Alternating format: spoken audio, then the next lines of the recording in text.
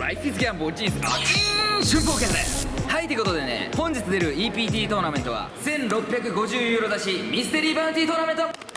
はい、ということでね、春ポーカーこの EPT の期間ミステリーバウンティートーナメントいっぱい出てきました。1万ユーロ出し、3000ユーロ出し、そして今回ね1650ユーロ出しということでだんだんスケールダウンしてます。そろそろねミステリーバウンティーめくる姿もね皆さんにお届けしたいと思ってね今回も参加することに決めました。ですがね1650ユーロスケールダウンしてるとは言いますが、日本円にしてね23、4万円のねトーナメントになるので十分ね高額参加費のトーナメントと言えるんじゃないでしょうか。ということで第2弾春ポーカーのうんちくんコーナー。このチェコにまつわるね知識などをね皆さんに共有できたらなというふうに思うんですが、前回の動画ではビールの消費量ナンバーワンの国は実はチェコだよということをお伝えしました。酔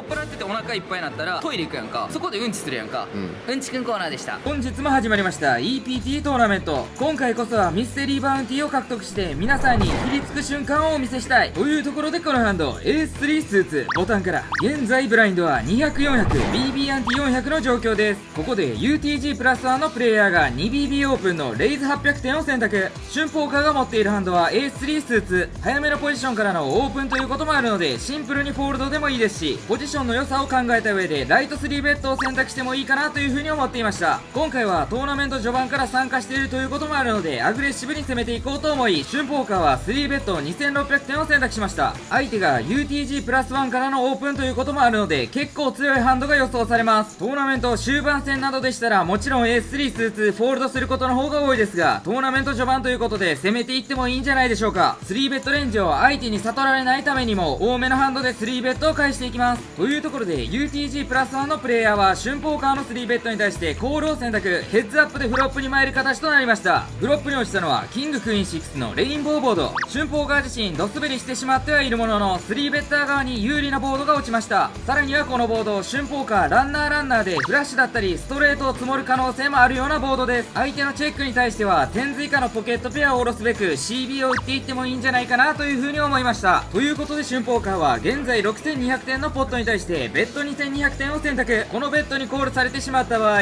ターンでハートなんかが落ちない限りは春ポーカーこのポットを諦めないといけません。もう降りとけ、コールすんな。ちょっと待って、そのアクションやめて。ちょっとコールしそうで怖かったですが、相手プレイヤーはここでフォールドを選択。一発ほぼ肩かま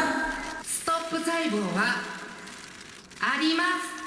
というわけで小さめではありますが幸先よくポットを獲得した春ポーカー。今日で流れを変えろ。ミステリーバウンティートーナメントということもあるので多くのスタックを持ってデイ2に進出したいなと思っている春ポーカー。続いてのハンドはこいつだ。テンズ BB から現在もブラインド変わらず200、400 BB アンティ400の状況です。というところでここで早めのポジションの UTG プラス1のプレイヤーが 2BB オープンのレイズ800点を選択。 BB というポジションでこのハンド3ベッドを選択してもいいですしセットマインのコールを選択してもいいかなという風に思っていました。ここで SB のプレイヤーまでフォールドされたので春ポーカーのターン。マルチウェイならセットマインもありかなという風に思っていましたがヘッズアップということで春ポーカー今回はシンプルに3ベッドを選択することにしました。選んだサイズはリレイズ3100点。すると相手プレイヤーはここで春ポーカーの3ベッドに対してコールを選択。ヘッズアップでフロップに参る形となりました。トランプの出し方が癖強なディーラーさんというところでフロップは953の2ダイヤのボード。春ポーカーにとってかなりいいボードが落ちてくれました。春ポーカーのポケットペアに対してオーバーカードが出ていない状況、さらにはダイヤのフラッシュドローブロッカーまであるような状況となります。テンズというポケットペアは非常にオーバーカードが出やすいので強い間にしっかりとバリューベッドを打っていきたいと思います。バリューターゲットとしてはボードとのペア系、さらには7ポケ8ポケフラッシュドロー、強めのエースハイなどにもコールをもらえたらなという風に思っていました。というわけで春ポーカー6800点のポットに対して 40% ほどの CB ベッド2700点を選択。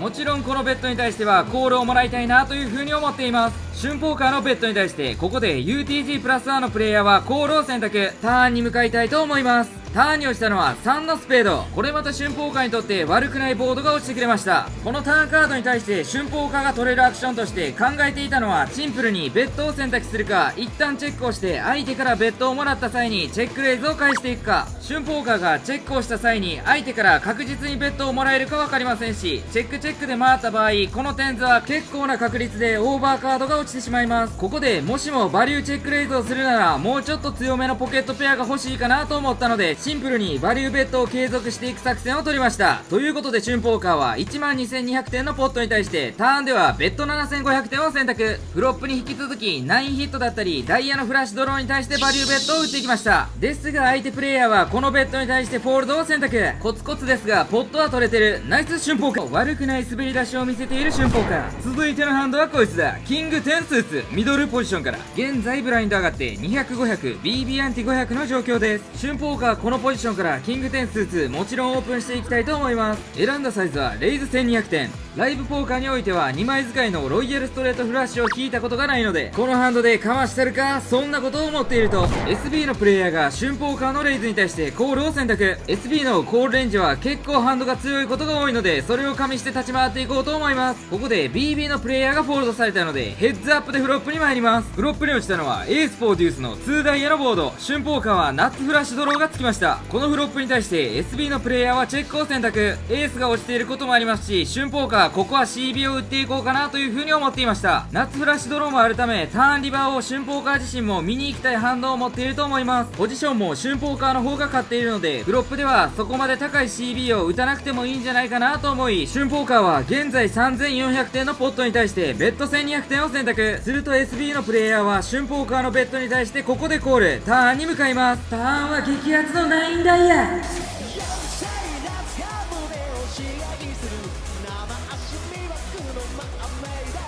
ということで春ポーカーはターンカードによってナッツフラッシュになりました。フロップで春ポーカーのベッドに対してコールを選択しているのでエースの可能性もある。そこに対してターンではバリューを取りに行くか、そんなことを思っていると、ここでまさかの SB のプレイヤーからドンクベッド。自分がナッツ持ってる時に相手からドンクベッド飛んでくるほど嬉しいもんはないやろ。言ってまうぞ。何かとは言わんけど言ってまうぞ。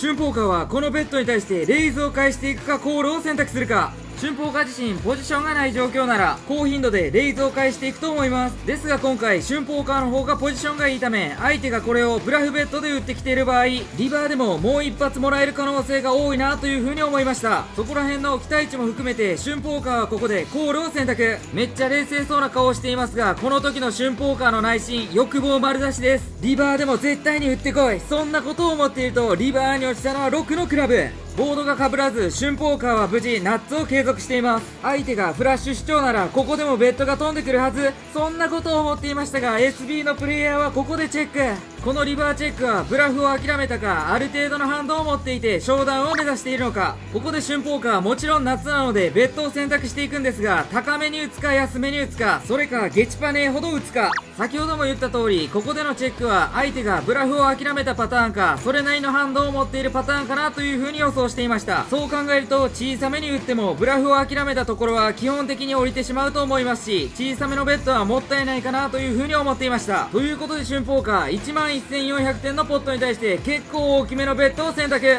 すると、 SB のプレイヤーがスナップコールしたので春ポーカーはナッツを勝。もちろん春ポーカーの勝ちですが、相手のハンドはここでエースジャックオフスーツでした。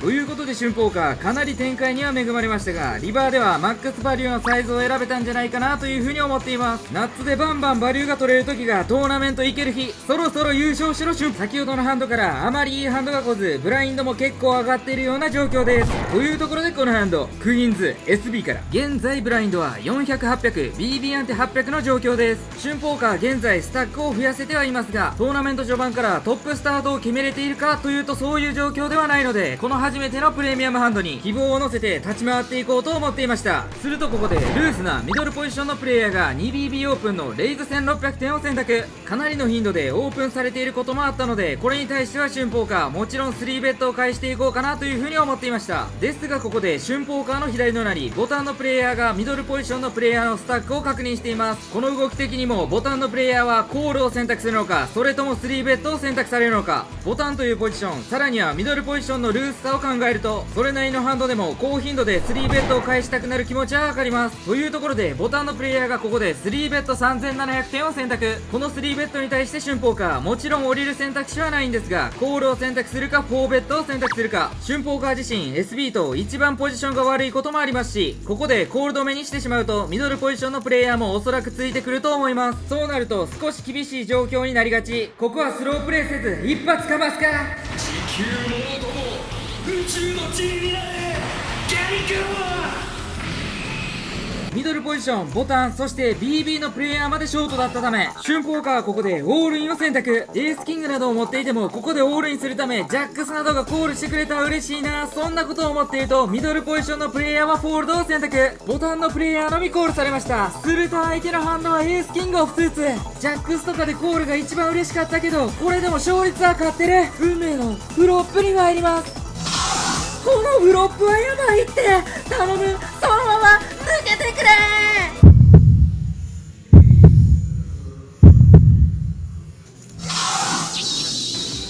危ねえ、春ポーカーの勝利。俺はスーパーベジータだ。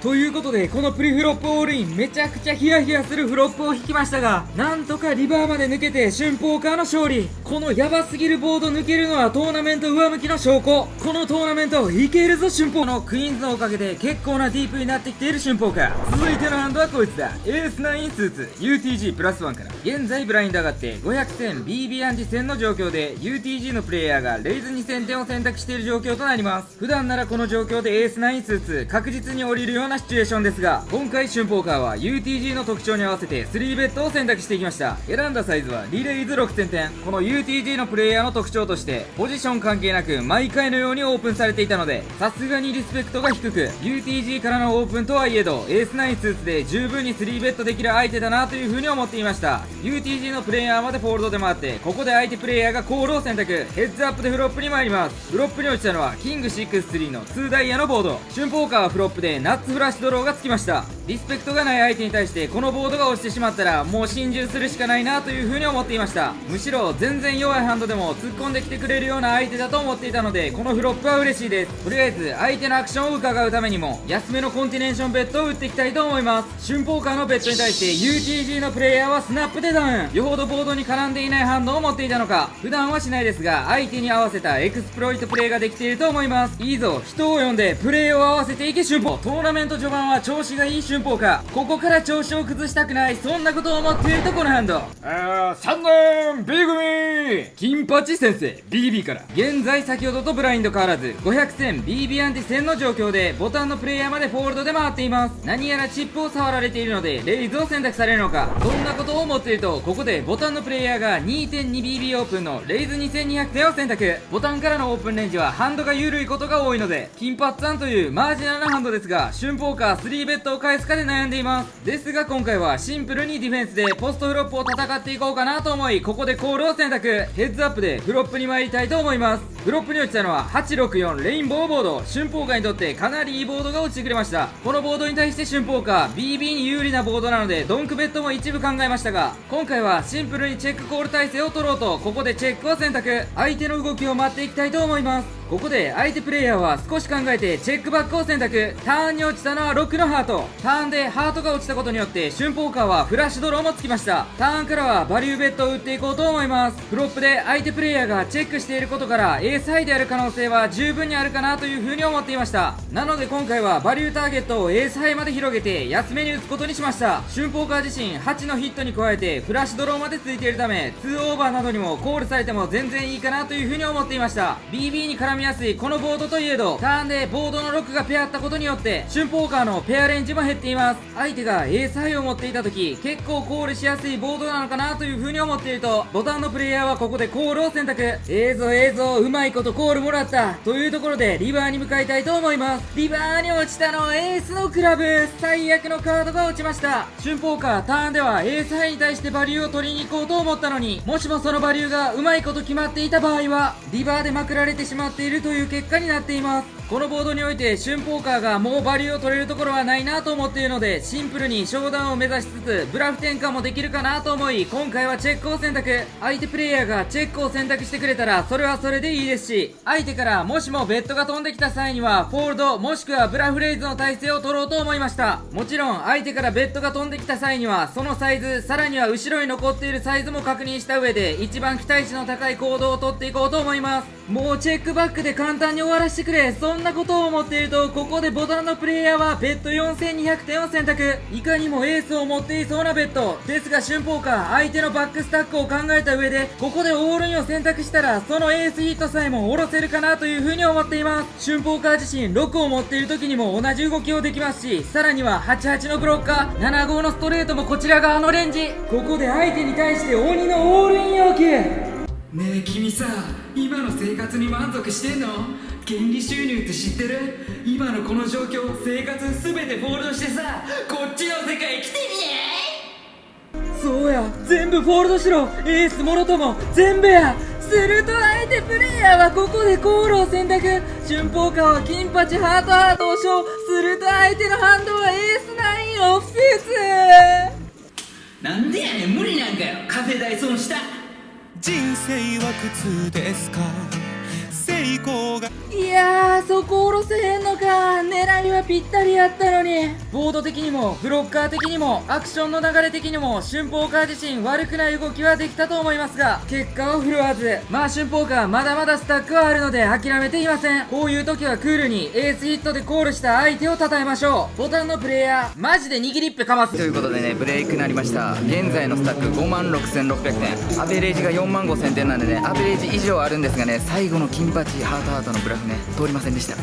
まあでもね、いいブラフやったとは自分で思ってます。エース持ってたの分かってたんですけど、そこを下ろしに行ったらコールされちゃったと。相手ナイスコールでしたね。まあでもアベレージ以上あるんでね、まだまだね、このトーナメントを戦っていけると思います。ということで一旦休憩します。というわけで渾身のチェックレイズブラフに失敗してしまった春ポーカーですが、まだアベレージ以上あるということで集中してやっていきたいと思います。続いてのハンドはこいつだ。エースジャックオフスーツカットオフから。現在ブラインド上がって600、1200、BB アンジ1200の状況で UTG のプレイヤーがここでレイズ3500点を選択されました。この UTG のプレイヤーですがかなりオープン頻度が高かったため、春ポーカーエースジャックオフスーツ3ベッドを返していこうかなという風に思っています。オープンサイズとしても 3BB 近くとこのブラインドにしたら結構大きめですが、ひるまずに春ポーカーかましていきたいと思います。基本的にインポジションでは3倍ぐらいのレイズ額を選ぶことが多いですが、相手プレイヤーに対してリスペクトもないですし、ここは少し挑発の意味も含めて普段より大きめの3ベッドサイズを選んでいきます。というわけで春ポーカーはここでリレイズ11500点を選択。このような特徴のあるプレイヤーに対しては春ポーカー自身イラつくようなプレーをすることをいつも心がけています。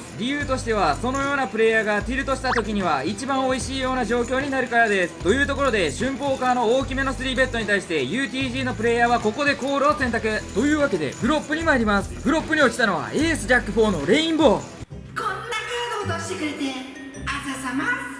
春ポーカーにとってこれでもかというほどいいボードが落ちてくれました。春ポーカーはボードに対してトップ2ペア、さらにはフラッシュドローなどもない最高のボードです。このボードに対して UTG のプレイヤーはチェックを選択。春ポーカーのターンとなります。もちろんエースハイボードということで安めのベッドもいいんですが、今回は強すぎるため一旦スロープレイを挟もうと思います。春ポーカーはチェックバックを選択。するとターンに落ちたのは8のスペード。相手からベッドがもらえたら嬉しいなと思っていると、ここで相手プレイヤーからベッド5000点が飛んできました。現在のポットが26000点ということで、ポットに対しておよそ 25% ほどの安めのベッドとなります。ベッドサイズが安いということもあるので、相手プレイヤーはエースヒットのジャックキッカーもしくはジャックヒットなどを持っていて、春ポーカーのアクション的にもあり得る10ズ以下のポケットペアに対してバリューベッドを打ってきているのか、ドローハンドだとキング10だったりキングクイーンが打ってきている可能性もあるなという風に思っていました。さすがにベッド額が安すぎるということもあるので、エースヒットのジャックキッカーめがけて春ポーカーはレイズ15000点を選択。ジャックヒットなどはさすがに降りてしまうと思いますが、キングクイーンやキング10は一発だけコールと思いながらコールしてくれるようなプレイヤーにも見えていました。そのため春ポーカーは安めのバリューレイズを選択。ここで春ポーカーが混ぜるブラフレンジとしてはナインズだったりテンズ、そこら辺のハンドはコールするには弱すぎるのでブラフレイズに回してもいいかなという風に思っていました。この春ポーカーのレイズに対して長考する相手プレイヤー、頼むコールしてくれ、なんならオールインでもいいんやぞ。そんなことを思っていると、ここで相手プレイヤーは春ポーカーのレイズに対してコールを選択。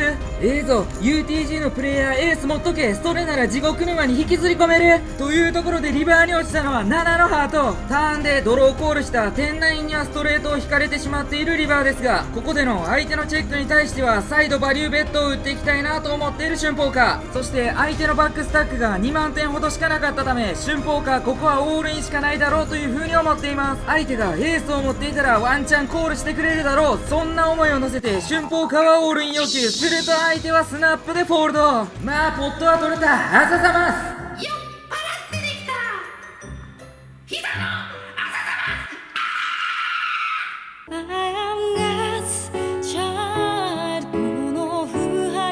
リバーのオールインにはぜひともコールをもらいたかった春ポーカーですが、もしも相手がキングクイーンだったりキング10ならマックスバリューが取れたんじゃないかなというふうに思います。ターンにてオールインを返してしまうのも一つの手だったかもしれませんが、まあこれでもいいでしょう。ナイス春ポーカーというわけで、先ほどのエースジャックからこれといったハンドがほぼほぼなく、ブラインドが上がるとともにじりじりとスタックを減らしてしまっている春ポーカー。続いてのハンドはこいつだ。キング10スーツ BB から。現在ブラインド上がって1500、3000 BB アンティ3000の状況です。春ポーカー今回の EPT トーナメ序盤は調子がいいんですが、中盤戦以降で失速してしまうことが多い。ここらで一発取り返す、そんなことを思っていると、ミドルポジションのプレイヤーがここで 2BB オープンのレイズ6000点を選択。 SB のプレイヤーまでフォールドされて春ポーカーのターン。 BB でこのハンド、もちろんコール以上の選択肢で考えています。3ベッド周りなんですが、わりかし早めのポジションからのオープンということもあるので、春ポーカーここはコールを選択。というわけでミドルポジションのプレイヤーとヘッズアップでフロップに参ります。フロップに落ちたのは752レインボーボード。春ポーカーはボードに対してガン滑りしてしまってはいますが、 BB に有利なボードが落ちたなという風には思っていました。さらに滑ってはいるもののボードに対して2オーバー、さらにはバックドアでフラッシュドローがあるので一発ぐらいはコールできるんじゃないかなと思いながらチェックを選択すると、春ポーカーのチェックに対してミドルポジションのプレイヤーはここでコンティネーションベッド9000点を選択。シンプルにフォールドを選択してもいいんですが、バックドアのフラッシュドローがあること、さらには BB にマッチしたボードということで、ターン以降のカードでブラフに切り替えることも可能かなと思い、春ポーカーはコールを選択。ダイヤやキング10あたりが落ちてくれたら嬉しいですが、6や8などの BB に有利なカードが落ちてもブラフに切り替えれるかなという風に思っていました。というところでターンに落ちたのは2のダイヤ。春ポーカーはバックドアフラッシュドローが伸びました。さらには若干ではありますが BB 側に有利なターンカードかなという風にも思います。とはいえ相手はそれなりの額の CB を打ってきているので、春ポーカーが2の1ヒットでコールしている可能性は少し削られるかなという風に思います。そのため8のダイヤだったり6のダイヤなどが落ちた時の方がブラフ転換しやすいかなという風には思っていました。春ポーカーターンではドンクベットをせずチェックを選択。シンプルにリバーカードを見に行ってもいいハンドを持っていると思いますし、ターンで相手がベッドを選択してきたとしても2オーバーフラドルということで、大概のサイズならコール以上の選択肢を取れます。そんなことを考えていると、ここで相手からベッド1万点が飛んできました。このベッドはポット34500点に対して小さめのベッド、そのぐらいのサイズで俺が降りると思うなよ。その程度の立ちさばきじゃわしは切れんぞ。相手のスタックサイズ的にもここでレイズを返してしまうとコミットしてしまうため、春ポーカーはシンプルにベッド額が安いと感じ、ここでコールを選択しました。ということで運命のリバーに向かいます。リバーに落ちたのはクイーンのハート。春ポーカーは惜しくも狙っていた現物、さらにはフラッシュを引くことはできず、リバーで苦し紛れのブラフ転換をしようかなとも迷いましたが、春ポーカー自身がダイヤを2枚抑えてしまっていることが少しきついかなと思い、ここは諦めのチェックを選択。エースハイにも負けてしまっている春ポーカーですが、相手プレイヤーがフロップターンとベットしてくるところでまだ勝っているところはあるんじゃないかなという風に思っていました。相手プレイヤー自身オープン頻度が高かったということもあるため、98や68、さらには46などのストレートドローが滑ったところはあるかなという風に思っていました。一部のショーダウンバリューにかけてチェックを選択した春ポーカーですが、ここでミドルポジションのプレイヤーからオールインが飛んできました。なんやねん春ポーカー、悩まずにさっさと降りろよと思っている人もいるかもしれません。ですが春ポーカー、この相手の3発ベッド、さらにはリバーのオールインに対してこのキングハイという弱い役で真剣にコールするかを悩んでいます。相手から3発撃たれるという割とポラライズされたった状況なので、ここは相手のハンドがめちゃくちゃ強いかめちゃくちゃ弱いかの2パターンなんじゃないかなという風に春ポーカーは考えていました。もちろん強いところのバリューハンドで言うとクイーンヒットだったりハイポケット、さらにはセットなどがあるかなという風に思っています。逆にめちゃくちゃ弱いブラフハンドで言うと、先ほども言ったような98や68、さらには46などのストレートドローは完全に滑ってしまっていますし、ショーダウンバリューはありません。このリバーでのオールインを叩き込む理由にもなるとは思います。さらにフロップかなりドライなボードから打ち出しているということもあるため、相手の気持ちに立つとブラフしやすいボードなんじゃないかなとも思えてきました。現状エースハイにも負けてしまっている春ポーカーですが、エースハイの状況で3発ベッドはなかなかしないんじゃないかなという風に思っていました。リバーでのラッキークイーンヒットは正直怖いですが、クイーンヒットの相方となりうるキング10を春ポーカー自身1をブロックしていることもある。逆に言うと先ほどブラフハンドと捉えていたストレートドロー滑りのところは春ポーカー自身一切抑えていない。キングハイでコールして相手から98とか68とか出てきたらさすがにかっこいいやろ。このブラフキャッチに命を刻むか。この一振りが拙者が生きた証くらえ。春ポーカーはまさかのここでキングハイという弱い役でコールを選択すると、相手のハンドは A7 スーツ。あ、終わったー。拙者ソロでござそうる。いやー、そこ打ち切んのか。春ポーカーが思っていた中では割と弱めのハンドが出てきました。まあですが春ポーカーのアクションとスタック量を考えるとオールインもまあやってくるかなというハンドではあります。ここで春ポーカー生きるか死ぬかのブラフキャッチコールを試みましたが、あえなく撃沈。みんなどうぞ俺をコメント欄で叩いてと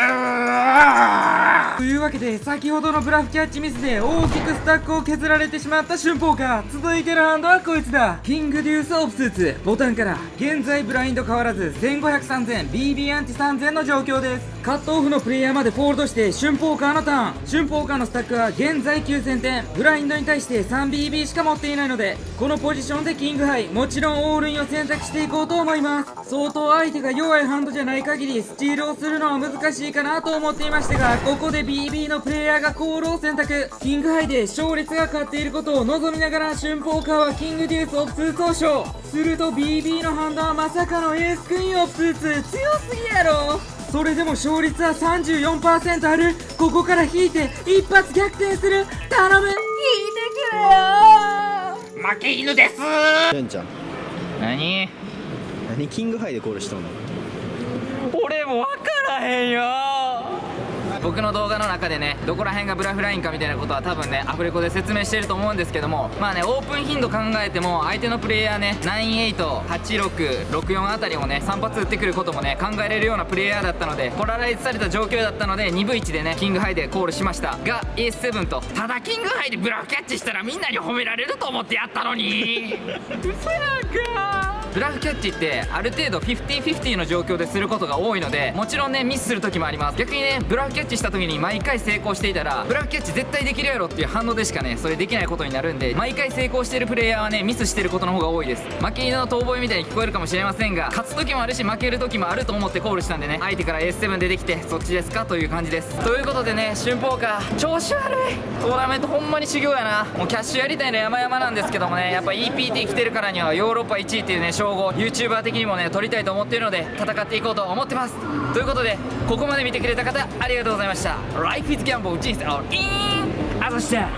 春ポーカーのポーカー系アパレルブランドノーリミットが YouTube 概要欄で絶賛発売中。着用画像はこんな感じ。さらには YouTube メンバーシップで春ポーカーの裏側を公開中。俺みたいになりたいやつ入ってな。